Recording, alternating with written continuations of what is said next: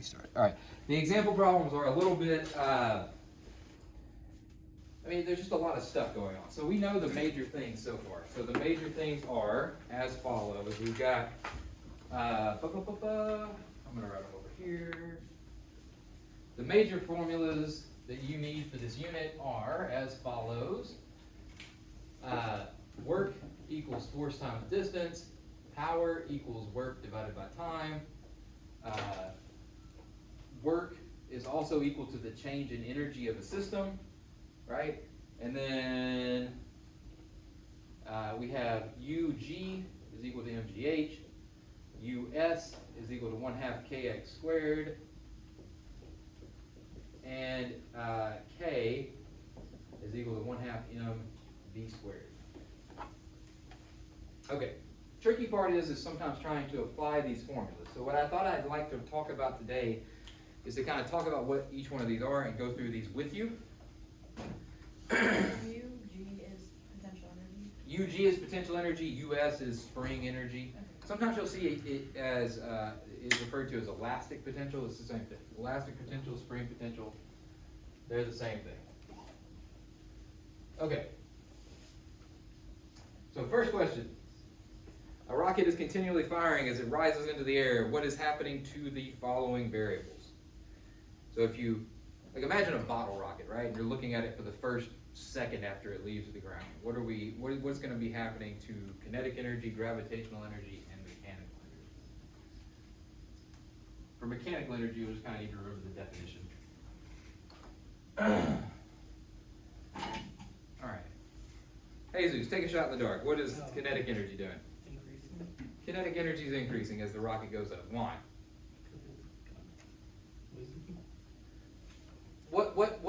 What's in kinetic energy that's changing that would cause kinetic energy to be increasing? The velocity. The velocity, okay? So, just as a real quick kind of general thing, if it asks why is the kinetic energy increasing, it's either going to have to be the mass or the velocity that's changing. In this case, the velocity is changing, and hopefully the mass isn't changing significantly. All right. Let's see. Zane, what do you think's happening to the gravitational potential energy? I'm sorry, I can't find the problem that one. It's just the first problem. I think I was looking at the one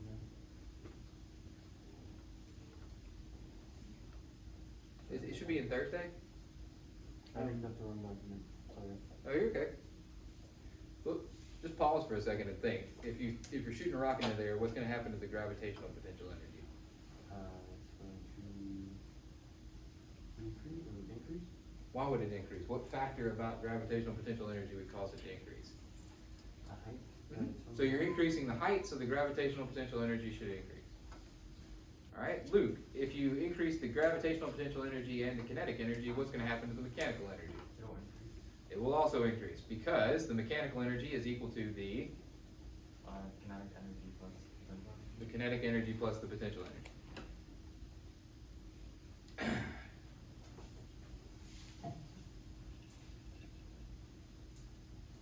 Just as a side question, if both energies are increasing, what do we know has to be done on the rocket? The rocket has to have work being done on it, right? And what would be providing the work on the rocket? Yeah, the fuel. Fuel coming off the back, right? It'd be applying a force over a distance, increasing the energy of the rocket. Everybody good with that? All right. What work would gravity, oh, that should be do and not to. What work would gravity do on this block as it slides down this frictionless ramp? There's two options on how to solve this. So, but let's talk about what you would do. So, I'm looking for work. So Greta, if I'm looking for work, what do I need to find? Do you need to find the height? I might. But what things do I need to find work? You need the distance and the force. I need the force and the distance. So work is equal to force times distance. And then Greta, follow that up with why did you say I need to define the height? Because that's your distance. Why is that my distance and not the 5 meters? You're correct, so don't think I'm quizzing you because you're incorrect. Is it because it's like gravity, gravity's going down. And the force and the distance have to do what? Or they have to be parallel. So the force and the displacement have to be parallel. So you can, like, let's see, if this is 5 meters and this is the height, you can do two things. You can use trig to find the height, right? I kind of deliberately made it more complicated than just doing a 3, 4, 5 triangle, but what would I need to do to find the height? So this was what, 33 degrees? So I would need to do what? It's the opposite, so you need to use what? So 5 sine 33, and that could give me the height. So I could do straight force of gravity times the height, which would be, in this case, what was the mass of the thing? 5 kilograms, so 50 times 5 sine 33. Well, what else there's another way to do this, right? What else could I do? Because the force and the displacement have to be in the same direction. So what I did here was I made sure the displacement was in the same direction. What was the other way I could do it? Make sure the force is in the same direction. And let's just look at what would happen there. So if I did the force in the same direction, we would have this guy, right? And again, notice that this would be 50. This would be the opposite. So it would be 50 sine 33.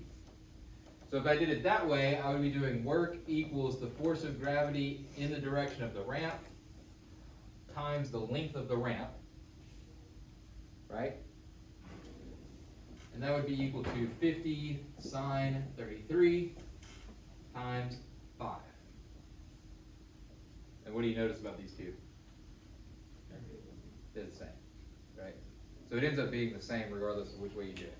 So when you have the force in the direction that are not in the same, the force in the distance are not in the same direction, you have to make sure they're parallel to each other, and it doesn't necessarily matter which one you make parallel. You could make the distance parallel, you could make the force parallel, okay? Everybody good with that? Okay.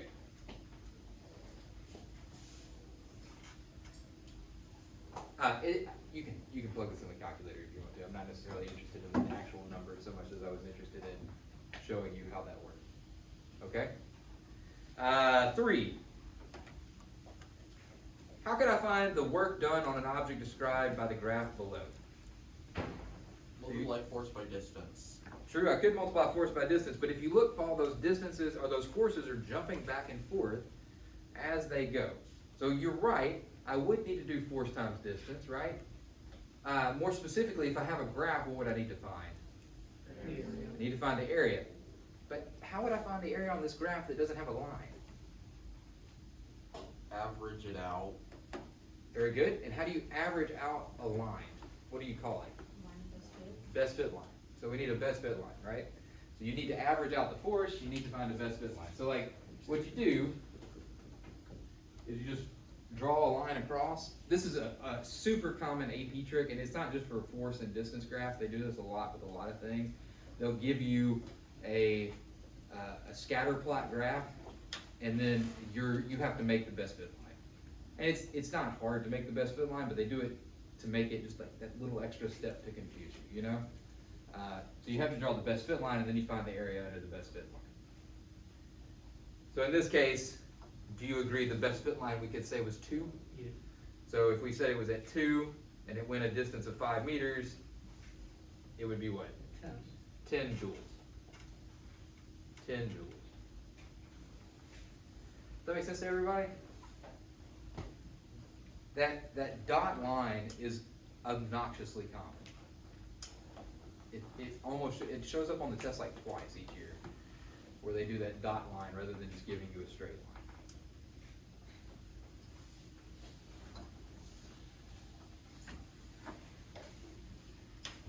All right, number 4.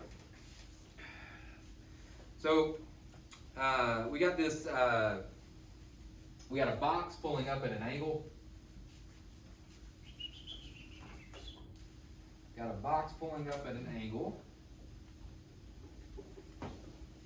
Okay, with a force and an angle. Okay, So it says a crate is on a horizontal frictionless surface. The force of magnitude F is exerted on the crate at an angle theta, causing the crate to slide to the right. The surface exerts a normal force on the crate. As the crate slides a distance d, it gains an amount of kinetic energy, delta k, while F is kept constant. The angle is now changed, so it's doubled. Assume the crate remains in contact with the surface. All right. So basically what we're doing is we're trying to compare changes in kinetic energy. So basically if I apply a force F at an angle theta at a distance d, and then I apply a force F at an angle of 2 theta, a distance d, which of these would have a greater change in kinetic energy? Also, they threw normal force in there. Does this matter at all? It does. Which of these two would have a greater change in kinetic energy? What? The first one, What's your logic? because the second one seems to be putting more into going up. Okay, fair enough. So, Oh, what's the key factor with, so work is equal to what? Two things. Gotta keep this in your head almost all the time. Work is equal to two things. One thing is work is equal to force times distance. The other thing work is equal to change in energy. So basically what I want to know here is, oops, that was weird. Okay, so force in the x times distance is going to be equal to that change in kinetic energy. Right? And then again over here, force in the x times distance is going to be equal to that change in energy. So Jesus kind of intuited this. He said that the force was pulling more horizontally in this one. But remember, the reason that's a factor is the force and the displacement have to be what? Parallel. So you would need the x component of the force. Which one of those two would have a bigger x component? The first one would have a bigger x component. So that's the reason the first one would have a greater change in kinetic energy, because it would have more work being done on it. Is that fair? Perhaps? Okay. What would we need to think about? I'm not asking you to come to a conclusion because we'd really have to know more information, but what extra information would we have to think about were this not a frictionless surface, but a frictionful surface? Say what now? What new things would come up here if we had a friction, a surface with friction? The mass of the object. Okay? Well, yes, we would need to know the mass of the object. Why would we need to know the mass of the object? To see how much the friction will affect the object. Okay, but again, why is the mass going to be important with that? Because you can find the normal force. Okay, so that's the factor we need to think about, right? Do you agree that this one, so like when you've got friction involved, friction would have a normal force that you need to know times mu, right? So we would have to know mu, first of all. If mu is super low, it probably doesn't have much of an effect. If mu is really high, it might have an effect, right? But then we'd also have to include this normal force, right? Would the normal forces on these two boxes be the same? Why would these two normal forces not be the same? Because the force acting upon it is going up, so. So both of these have a force going up, but one of them has more force going up, right? And so the normal forces wouldn't be the same. So the friction forces wouldn't be the same. So you kind of have to look at the balance between friction and the force to the right, right? It'd be a more complicated problem. I don't want to work it, that's fine. I just wanted to point out that were there friction involved, you would have to deal with this normal force in addition to the mu. Okay? If you don't, otherwise, like the normal force doesn't exist without friction? No, it exists without friction, it just doesn't come into the problem without friction. Because the motion is to the right, so the normal force and gravity and the other stuff, they're all canceling each other out, so it's not moving up. But whenever you have friction, you would have to solve for the normal force because you have to know what it is. Like right now, in the first problem, it exists, you just don't have to know it because it doesn't do anything. But when you add friction into the equation, the normal force is doing something. It's helping, it's like adding to friction or lowering friction. And so you would have to do a problem that would look like this: normal force plus the force sine theta minus the force of gravity equals 0, because it's not moving up or down. But then you would have to solve for the normal force, and changing that angle would change the normal force. Again, don't want to like solve this problem all the way out. You need to know the mu, you need to know the mass of the object, right? But like the point is you would have to account for that normal force. The normal force would come into play then. That's the reason they threw it in here, because they were trying to throw you off a little bit. So I just wanted to kind of put that out. All right, number 6. Which block would hit the ground with the greatest speed? B. B. Anybody else got a guess? They all the same. They're all the same. Anybody else got a guess? What? They're the same. They're the same. Anybody else got a guess? Or are these frictionless? Like, is- I think we can assume they're frictionless.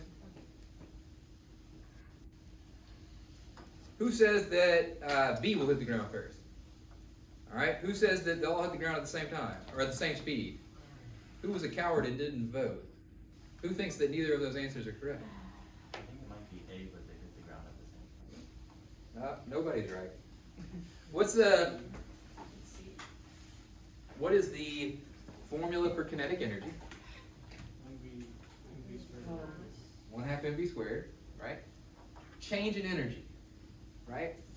If the change in energy, conservation of energy says that the energy has to be conserved. So all of these objects have what type of energy at the top? So they all have potential energy at the top. Potential energy, and all of those potential energies, due to the law of conservation of energy, would have to be equal to the what at the bottom? Kinetic. All right. But there's a crucial factor none of you noticed, I don't think. C, what's different about it? It has an initial velocity. Since it has an initial velocity, that means it has an initial speed, which means it has an initial kinetic energy. So C has more energy to begin with. Therefore, C has more energy to end with. And since all of the energy should be in the form of kinetic, it would have a bigger speed.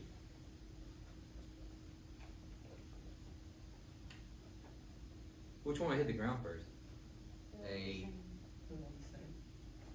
A would hit the ground first, as would C. Why would those two hit the ground first? It's not the same height. They're from the same height, and they're both in free fall.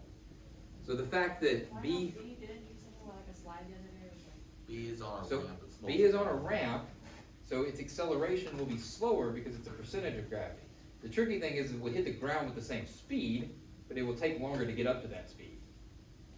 Basically, you can think about it this way. Those two are taking a straight path to the ground, right? So you do a 3, 4, 5 triangle. Let's say it's 3 meters to the ground, and then the other one's on a 5-meter track. They're both going to reach the same speed when they get to the bottom, but A is going to take 3 meters to do it, and B is going to take 5 meters to do it. So A and C and like hit the ground at the same time. C hits it with the greatest speed, Yes. and B is the lowest speed. B and A would have the same speed. B and A. B and A would have the same speed because they have the same potential energy to begin with. C would hit with the fastest speed because it has the greatest energy to begin with.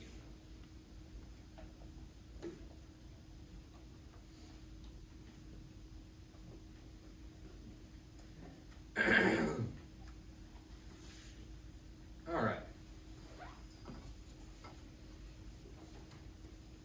I think I'm out of time for the day. So tomorrow morning, all right, so I'm going to be able to come in here for a portion of the day tomorrow. I'm going to be with ACDEC. We got a meet tomorrow, but I'm going to be in here for like the first 15 minutes. And we'll finish these 2 problems, and then y'all will have an assignment